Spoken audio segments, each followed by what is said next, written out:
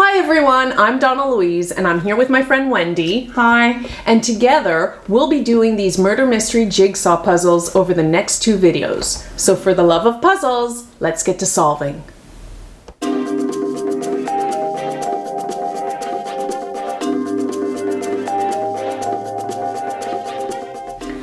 Welcome back. This is the second video in which Wendy and I are trying to solve these murder mystery jigsaw puzzles. We're now going to do a Cluedo murder mystery jigsaw puzzle. Did you play Cluedo when you were younger, or do you play it now? Still play it. Still play it. Still play it. Now, this one's called 6 Cases of Murder, and it was released by Waddingtons. I did a vintage circle puzzle by Waddingtons not too long ago, so we know that this is a jigsaw puzzle company. Once again, it is a vintage puzzle, not readily available for sale, but you can find it secondhand. So, spoiler alerts. We will be reading the story, solving the jigsaw, discussing who we think committed the crime, and then obviously revealing the solution. So if you plan on doing this puzzle, you may not want to watch any further. What I can tell is that it's 750 pieces, and off camera I did sort out the border, and they appear more typical size pieces, but the color of the rest of the puzzle is very dark. Very dark. Now, I do think we have a bit of a clue as to what's on the jigsaw by the picture on the front of the case here, as well as the picture on the booklet, but I don't think it's the exact image of the jigsaw we're trying to put together. So I do think it's going to be tricky, again, to try to solve it. But for the love of puzzles, let's get to building. Cluedo Mystery Jigsaw Puzzle. 6 Cases of Murder. A story by Henry Slezar. 6 hearts pounded in anticipation when their owners saw the embossed envelope postmarked Darkham. Who could refuse an invitation to Tudor Close, the most magnificent mansions in England? Who could resist an intimate evening with its master? He was a genial, generous, and warm-hearted man, a charming host, and an amusing raconteur, a considerate friend. Indeed, there was only one thing wrong with Dr. David Black. He was alive. It was a tribute to the doctor's charitable nature that he never suspected the devious motives of his closest friends. Having no relations of his own, they were like family. It never occurred to him that it wasn't his company they coveted, it was his home. He would have been shocked to learn that the document uppermost in their minds was his last will and testament, especially the words, "And I leave Tudor Close, its house and grounds, and all its contents, to my dearest and most loyal friend, ... Without exception, every one of those invited guests believed that his or her name completed that fateful sentence. Professor Peter Plum, an American who lived in England for many years, had been jogging when he encountered the postman cycling towards his cottage, the large white envelope in his hand. He had ripped it open without breaking his stride and almost somersaulted with joy when he read the invitation to David Black's estate. Plum had met Dr. Black at a seminar at Harvard University, the professor's alma mater. Black had been impressed by his title. Plum never bothered to tell him it was honorary. But he was even more impressed by the professor's ideas about healthy living. The doctor was a frail man with a wistful yearning for a muscular build, and Plum convinced him that his goal was only a few simple kinetics away. Always the muscles never arrived, but Professor Plum arrived often and early at Tudor Close. Professor Plum looked forward to his next visit with even greater enthusiasm. He was so confident of his inheritance that Plum had already sketched his visions of the mansion's redesign into the Tudor Close Health Club. He almost packed the sketch into his suitcase along with several other curious items, but he thought better of it. In the past, he had known Dr. Black's butler to unpack his luggage, and it would hardly be discreet to disclose his plans for the future. His wonderfully healthy future. Mrs. Elizabeth Peacock had her own designs on Tudor Close. Twice married to wealthy men and twice widowed, she wasn't interested in riches, only in rich living. Not only was Tudor Close the kind of home she had always coveted, it would make an ideal setting for the gourmet restaurant she had dreamed about for years. Even though Mrs. Peacock never entered her kitchen, Mrs. White did all the cooking. She loved food. Fortunately, so did Dr. Black. It was a bond between them from the day they first met at a gourmet food shop in London. Hardly a day passed when they didn't converse by phone, exchanging recipes, comparing ingredients, judging cookery books. Their only conflict came the day Mrs. Peacock offered to buy Tudor Close to fulfill her dream, and Dr. Black shocked her by his curt refusal. The mansion was his ancestral home. He would never allow it to become the lowest of things, a commercial establishment. But Mrs. Peacock was not a woman who could take no for an answer. That was why she answered yes to Dr. David Black's invitation to the weekend party, and why there was a determined look on her face as her valet loaded her suitcase into her blue Rolls-Royce, a suitcase filled with some unusual items. Mrs. Blanche White's suitcase was also in the boot of that Rolls-Royce. Even though Mrs. White was Elizabeth Peacock's maid, she had her very own invitation to Tudor Close. But Mrs. Peacock wasn't surprised by that fact. She knew that Dr. Black was very fond of her cook and had allowed her to work for him on certain special occasions. Perhaps he saw a maternal image in her white hair, her matronly figure, and her rosy cheeks. And perhaps he didn't realize that the rose in those cheeks was often the result of a few daily tipples. What Dr. Black definitely didn't know was that Mrs. White had her own secret plan to renovate his ancestral home. Oh, she would keep the handsome wood paneling, the gleaming chandeliers that graced every room, but the deep pile carpeting would have to go. Carpets would be inappropriate in a pub, and Mrs. White imagined the Tudor Close Tavern. She would definitely spell it with an E, as a drinking establishment whose fame would spread throughout the country. It would be filled with jovial patrons, the clink of glasses, the thud of darts, the ring of the till. It would be a happy reminder of her childhood. Her father had been a publican. Of course, she knew Dr. Black would never approve of her idea, but then he wouldn't be around to object, would he? The Reverend Jonathan Green murmured a small prayer of gratitude when he opened his invitation to Dr. Black's weekend party. It was definitely a sign from heaven, considering that only the evening before he had let the bishop in on his dream of building a religious retreat for wayward men of the cloth. The bishop had been less than sympathetic, knowing only too well that Reverend Green was the most prominent backslider in the parish, perhaps in all of England. Reverend Green hadn't told him that he had already chosen the site, that he planned to turn Tudor Close into a secluded retreat where sanctity might be combined with just a dollop of sin. The bishop wouldn't have understood. Dr. David Black understood him very well. They had met at a church service, and Black had confided in him about his own father, a minister whose virtuous example was lost on his irresolute son. The doctor had been relieved by Reverend Green's assurance that a few lapses now and then wouldn't necessarily block Dr. Black's entry into heaven. From that moment on, Reverend Green became a rather lenient spiritual advisor and a friend, Black's closest friend, the Reverend believed. He felt guaranteed to inherit, if not the world, then at least Tudor Close.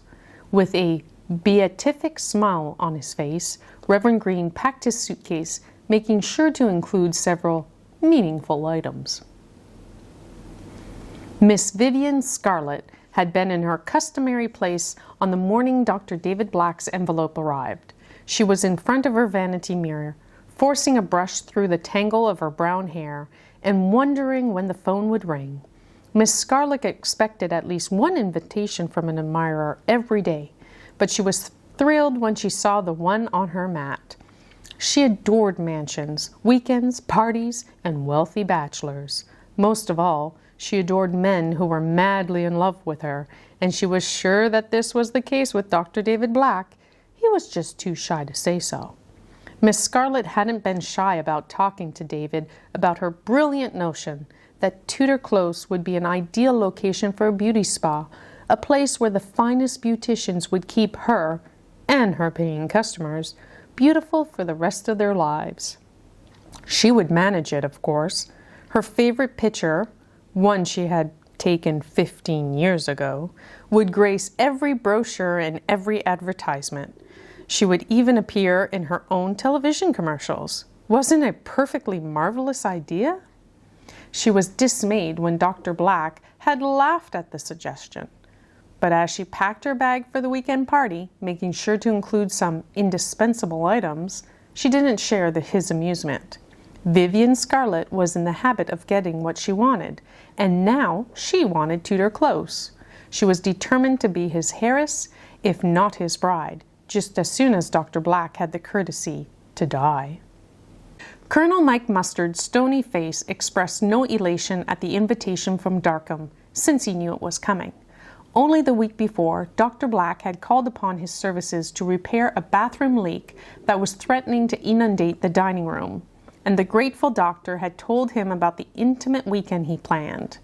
Dr. Black was hardly the Colonel's idea of good company, but he took sadistic pleasure in it. He enjoyed the fact that Black was putty in his hands. In fact, it was putty that brought them together. The Colonel had been in a shooting party near Tudor Close, and a stray bullet had shattered one of the mansion's windows. Mustard hadn't fired the shot. He was too good of a marksman, but he offered to make the repairs. Dr. Black had been surprised at such an offer from the military man. The Colonel, although retired, still wore his uniform. But Mustard assured him that he was expert in all matters pertaining to home maintenance and repair. He had proved it time and again. A solid friendship, even dependency, had been formed, and so had a yearning on the part of Colonel Mustard. From his first day at Tudor Close, he saw the mansion as the seat of a gentleman's club, a place where retired officers and other like-minded men could keep alive their masculine image. Colonel Mustard hadn't the slightest doubt that he was Black's heir, and that the mansion would one day be his. As he packed his suitcase, making sure he packed the correct items, the Colonel thought about his battle plan. Welcome, my friends, welcome! Professor Plum was the first to arrive, having cycled some 11 miles to reach Tudor Close. He brought a smile to the host's face by an immediate appraisal of his physical well-being. "You look splendid, David, tip-top," he said in his booming voice, slapping the doctor on the thin edge of his shoulder blade. The doctor coughed to conceal his pain and smiled with some embarrassment. "Well, the truth is, I've been neglecting my kinetics a bit," he confessed. "Every morning I put on the exercise video you recorded for me, but as I stay in bed whilst it's running, I don't think it's what you had in mind." Professor Plum roared with forgiving laughter. "That's what I like about you," the doctor said. "You never reproach me, Peter. You let me exercise my right not to exercise." Mrs. Peacock's entrance was a noisy one. She floated past Hobart, the butler, as if on a cloud of euphoria. "Darling," she cried, gathering Dr. Black in her arms, enveloping him in silk and fur and the smell of perfume and powder. "How wonderful to be here! How wonderful to see you! And I have the most wonderful new recipe for coq au vin." "Practically every dish tonight is from one of your recipes," Dr. Black said gallantly. "If this dinner is a success, Mrs. Peacock, you can take all the credit." He was just as effusive as he greeted Mrs. Peacock's cook. "How lovely to see you again, Mrs. White," he said. "We must have a good long chat this weekend, just the two of us." Mrs. White murmured her approval and wondered when drinks would be served. Miss Scarlett appeared almost an hour later in a hired car, a glamorous white limousine more appropriate to a wedding. She had planned to be the last to arrive, to make a grand entrance, and was disappointed to learn that she had been beaten at the lateness game. But she made the best of it. She fluttered her heavily made-up eyelashes at Dr. Black, and David responded with the usual blush that Miss Scarlett habitually brought to his cheeks. "My dear, you look lovely," he said with a slight stammer. "I'm absolutely stunned." Reverend Green drove to Tudor Close in his vintage car, the sound of its clattering engine announcing his arrival 10 minutes before he reached the driveway. He apologized for his lateness, citing 2 breakdowns on the way, and he hoped he hadn't delayed the festivities. "Not at all," Dr. Black said. "In fact, you've already made this weekend a success."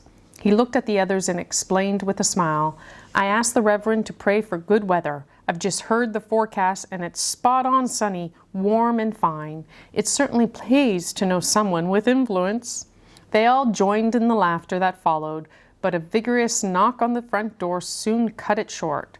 Colonel Mike Mustard was there, his Land Rover parked on the drive. He was in full uniform, of course, and there seemed to be more braid and ribbons than ever. "All right," the colonel snapped with a twinkle in his eye. "What needs fixing this time, Doctor?" David Black chuckled. "Nothing, my friend, nothing. You've already earned a medal for what you did last week." But before he could say more, Vivian Scarlett made a pouting plea for a cocktail. Mrs. White mumbled something about it being a very good idea. The dinner was an outstanding success. Dr. Black's compliments to his guests flowed as lavishly as the wine, and very special wine it was too.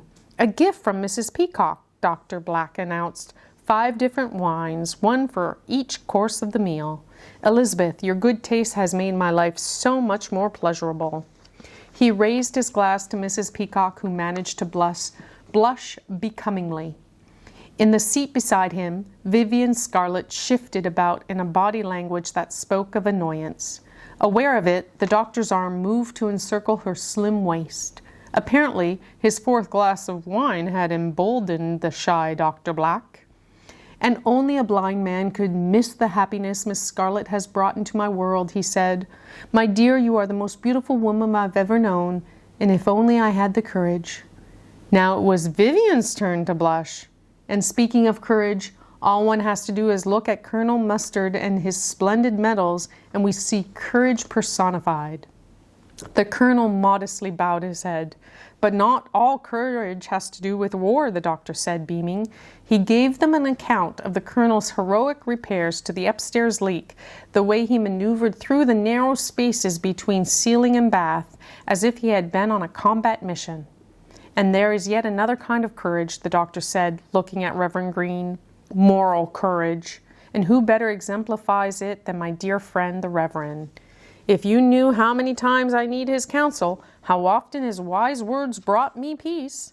"And body?" Professor Plum said, feeling left out. Dr. Black laughed and summoned Hobart to pour some wine into the professor's empty glass. Plum waved him away. He abstained from all alcohol. "No, my friend," Dr. Black said, looking at the professor with affectionate, if slightly swimming eyes. "My body I have entrusted to you, to your splendid program for healthy living." It wasn't until they were halfway through dinner that Dr. Black toasted Blanche White, the woman who had assisted his own cook in preparing the elaborate meal. "To Mrs. White," he said, "the lady who is almost a member of my own family." Mrs. White bowed her head modestly and indicated for Hobart to refill her glass. There was only one thing Dr. Black missed at his dinner party. Awash in good feelings, he failed to notice an undercurrent of hostility among his guests, an air of malice thick enough to cut with the knife that carved the roast beef. When the party broke up after midnight, he bid them all good night as they headed upstairs to unpack and to dream their dreams of ownership. If Dr. Black had heard their conversation in the hall, he might have been shocked. "Better get to bed right away, darling," Mrs. Peacock said to Vivian Scarlett. "You'll need 3 hours to put on your makeup tomorrow morning." "Of course, we can't all afford to have facelifts every 6 months," Miss Scarlett said sweetly. I'll have a little nightcap before bedtime," Mrs. White said. "All I need is a bath," Colonel Mustard said. "I certainly agree with that," Professor Plum said. "I'd take a shower if I were you, Professor," Reverend Green said cheerfully. "You ate so much tonight, you might get stuck in the bath." "Especially since the food was as heavy as lead," Colonel Mustard grumbled. "You ought to know about lead," Mrs. Peacock said sharply. "That's what you made your medals out of, isn't it?" Finally, they were all behind closed doors of their rooms. There was no sound but that of water splashing into a bath. It was less than 5 minutes later that the noise downstairs startled them.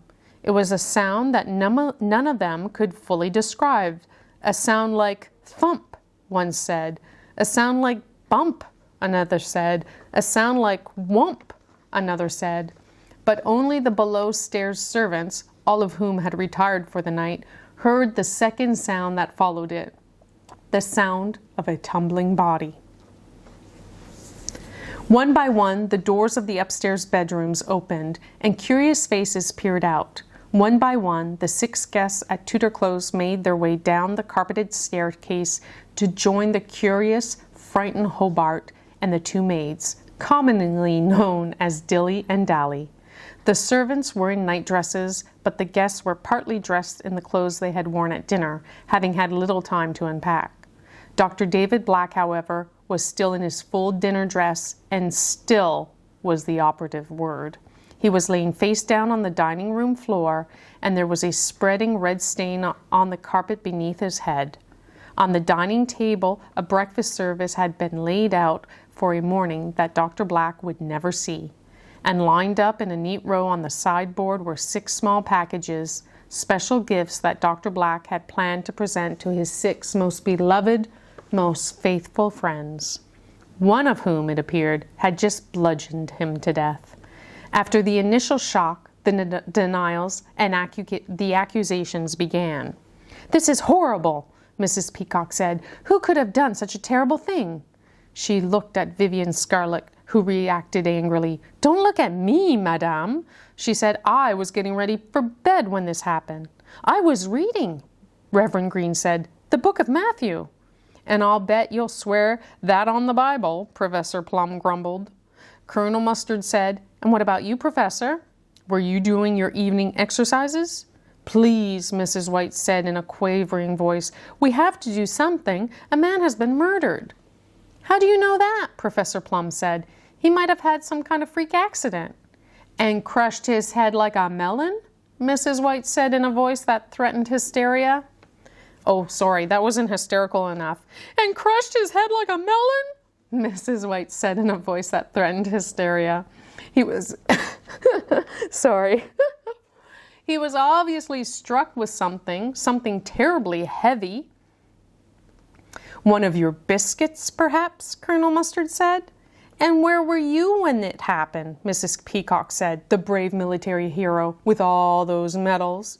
"He even takes a bath in uniform," Professor Plum said dryly. "I was upstairs with my door closed," the Colonel said stiffly. "Ask the servants. They saw me coming down only moments after we heard that terrible sound." "And me," Mrs. White said. "And me," Vivian Scarlett said. "I was right behind you." "It had to be someone down here," Reverend Green said, glancing uneasily at the servants. "Who else could it have been?" The 2 maids whimpered, and Hobart drew himself up haughtily. "I respectfully suggest that we let the police ask the questions," the butler said. "It's their responsibility to find the answer." "I'd like to know the answer to one thing," Mrs. Peacock said, slowly approaching the body. "If David was killed with a blunt instrument, then where in heaven's name is it?" It was the first question Constable Durwood asked when he walked into the dining room. He was still asking it after a thorough search had been made of the dining room and all the adjacent areas of the house. And Constable Durwood, being a practical sort of man, voiced a simple conclusion. "Why, the murderer took the blasted thing with him, that's all. He took it and hid it. That's what. Now we've got to find it again, and that's that." He looked at the surrounding faces uncertainly, not knowing precisely what to do next. Luckily, their attention was once again drawn to Hobart, the butler, who cleared his throat and said, "If I might make a suggestion, Constable." "Fire away." "I suggest you have a look at our guests' luggage, as they have had little opportunity to unpack since retiring to their rooms, and..." A chorus of 6 angry voices drowned out the rest of his words. "Wait a minute now," the constable said. "The man's talking sense here. Let's get those suitcases downstairs, look for ourselves. Who knows what we'll find?"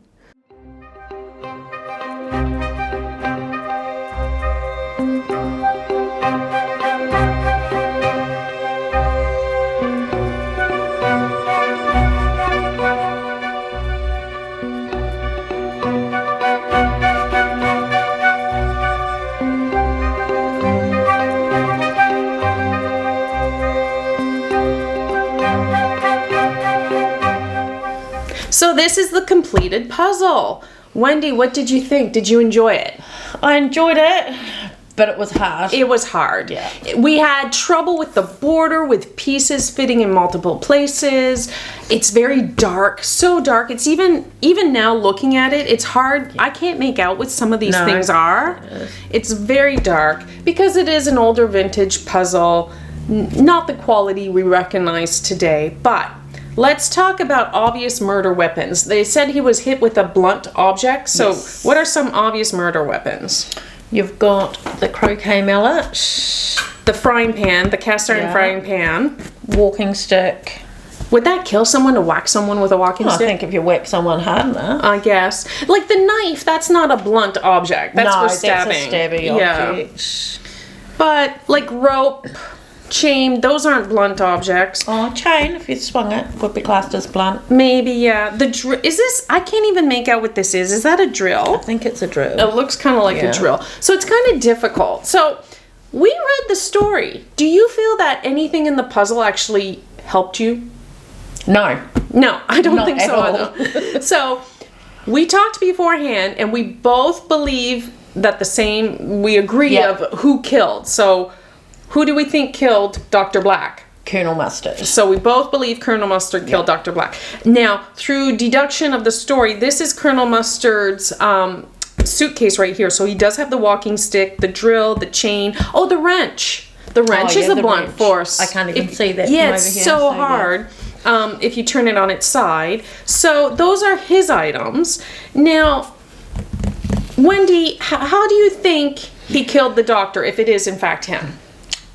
My theory for Colonel Mustard was he had been at the house previously doing repairs. Yes, a week So before. he'd found a secret passage or some way to get through the upstairs down to downstairs without using stairs.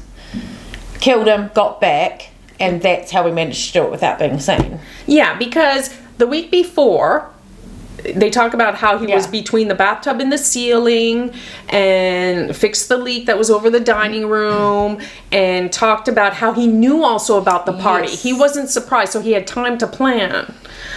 So do you think maybe he used the wrench? Yeah, I would have thought, looking at that, it would have been he went down, got him with the wrench, And brought and it back. snuck back up through this secret. Secret passage. Passage. So remind us what are the last few lines. What do they say there? What Constable Durwood found were the clues that led to the solution of the murderous murder at Tudor Close. You can see those clues by assembling the jigsaw puzzle. Do it now. Okay. I don't feel there was well, maybe. Do you think the drill helped him get through the secret passageway? No. Maybe. Yeah. Yeah. I don't feel that this has helped me at all. No, I don't feel either. I think the story was more helpful, at least at Yes. narrowing it down. Because the most blunt force object to me is that cast iron frying pan. That's like, But I don't feel she committed the murder. if I'd had to look at this puzzle without reading the story first, Yeah. and said one of them killed him with blunt force, I would have gone fry pan. Okay. So let's reveal the solution. Now this is pretty cool. It's the solution is written underneath this red pattern color, and you need to use a red filter magnifying glass to be able to read it. So you ready? I'm ready. Okay, let's go. And I like your idea about the secret passageway. I wasn't too sure. I knew it had to do with something of him having been Yeah. through the walls and the ceiling and whatnot, but exactly how. Okay, so here we go. It's true that every one of Dr. Black's guests was in the upstairs bedroom. It's also true that Dr. Black was murdered by a blunt instrument in the dining room. Okay. That blunt instrument was still there.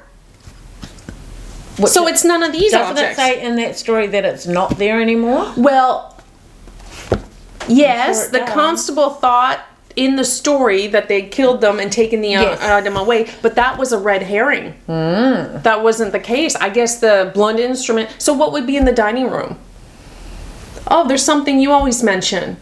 The candlestick. The candlestick. Candlestick. I'm sure there There's might Colonel be Mustard in the dining room with a candlestick. Yeah.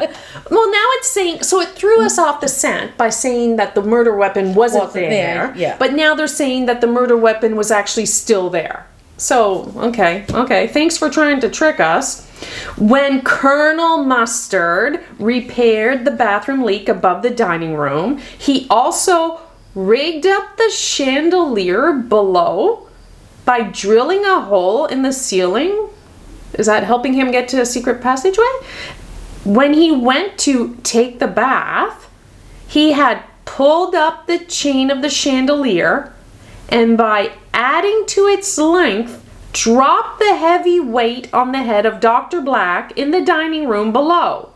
Then he had pulled up the chandelier again, removed the additional chain, and hurried downstairs to join the others, bemoaning the poor doctor's death. That's why he was still in uniform, completely dry. His tools and the extra chain links in the suitcase gave him away. I would never. No, I don't like that. I mean, What? why would you go to the hassle of removing that length of chain? You just leave it sitting in the ceiling because no one, if it was that clever of a plan, is going to go into the ceiling looking for an extra length of chain. It looks obviously a lot worse on you to have this chain in your suitcase. Mm-hmm. So wait a minute. A big chandelier. We have no idea how big these chandeliers are. We can assume maybe they're ornate. It's a mansion, so It's a I'm mansion. thinking it's pretty fancy. Would you consider a chandelier a blunt force, like a blunt object? No. No. And the doctor would have to be over the middle. They're usually over the middle of the Yeah. table or near. They could, I guess, expand wider than the table. But he dropped it on his head. Yeah, no, makes no sense. And nothing was broken. Like no Yeah. light bulbs in the chandelier, no glass crystals, no nothing, no blood on the chandelier. I think the person who wrote the answer may have overthought it a lot. I don't really. I would never have gotten that. No. They do mention chandeliers in the story, but Yeah. just in passing, I don't know. I don't think I like the I answer. think my version is more believable than the writer's version. I think so I think too. so. I mean, it is kind of curious as to why he brought the drill, but I thought that would be to access whatever secret passage panel way he But found. I mean, he's got that. He's got his wrench. We don't know if he's got more tools in there. Maybe he bought them thinking there was more stuff to be repaired while he was there for the holiday. That's true. I mean, why would the Dropping- cook bring her own fry pan? Well, maybe she planned on cooking, but to me, the rope looks more suspicious. Yeah. Well, Is that a jump rope, like a skipping rope? Maybe it is for I'm not exercise. sure. Oh, that's true. That's that exercise, dude. Yeah. Yeah. Okay, dropping the chandelier on Dr. Black's head. No, I don't like I don't it. like it either. Okay, I would have never guessed I that. should have allowed you to look up the picture to make her life easier. Yeah, I will admit, while we were building the jigsaw puzzle, I repeatedly asked to look up the image, and she said, no. Let me know in your comments below. What do you think about the whole chandelier dropping on Dr. Black's head? Does that make more sense? Or Wendy's version of him finding a secret way to go downstairs? They did say in the story that people heard a thump or a whump or a bump.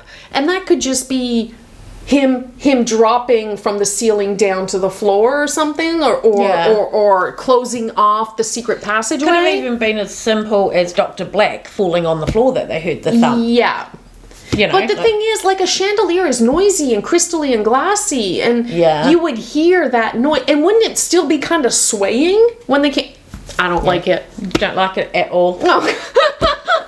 Wendy, thank you so much, though, for doing this jigsaw puzzle with me. You're more than welcome. Did you find this one harder or easier than the Murder, She Wrote one? Harder. It was lot harder. so dark. Yeah, it was so dark. And the story was, obviously, the solution was much more difficult. Yeah. Maybe the Murder, She Wrote one was a bit too easy and this one was a bit too difficult. But, ugh.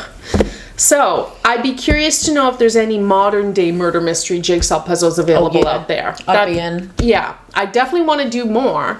But this one was a bit frustrating. So, well, thank you so much, Wendy, for joining me. It's okay. And thank you so much for watching. I really appreciate it. For the love of puzzles, I hope you enjoy my videos. Please consider subscribing. And until next time, ciao.